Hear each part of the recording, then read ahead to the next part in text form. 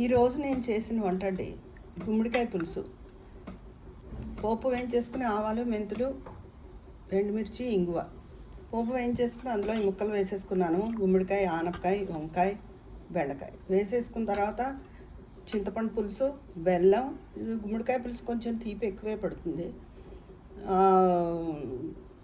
చిటికెడు పసుపు, ఒక్క పిసరు మెంతి కారం అంటాను కదా, ఆ పొడి ఎక్కువ లేదులేండి, ఒక్క చిటికెడు వేసాను, కొంచెమే ఉంటే.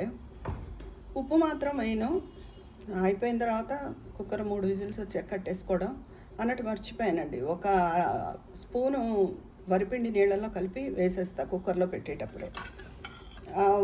మొత్తం అయిపోయిన తర్వాత విజిల్ వచ్చేసిన తర్వాత, ప్రెషర్ వచ్చేసిన తర్వాత కొంచెం ఉప్పు వేసి ఒక 2 నిమిషాలు మరగనివ్వడం. ఈ గుమ్మడికాయ పులుసు మాకు చాలా ఇష్టం.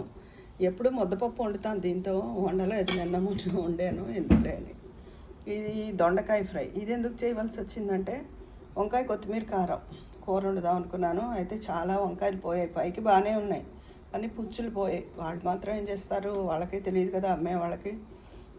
అందుకని ఇది సరిపోదని చెప్పి మళ్ళీ దొండకాయ వేయించాను. దొండకాయ ఫ్రై, వంకాయ కొత్తిమీర కారం కూర, గుమ్మడికాయ పులుసు. ఇదండి ఈరోజు నా వంట. ఉంటాను.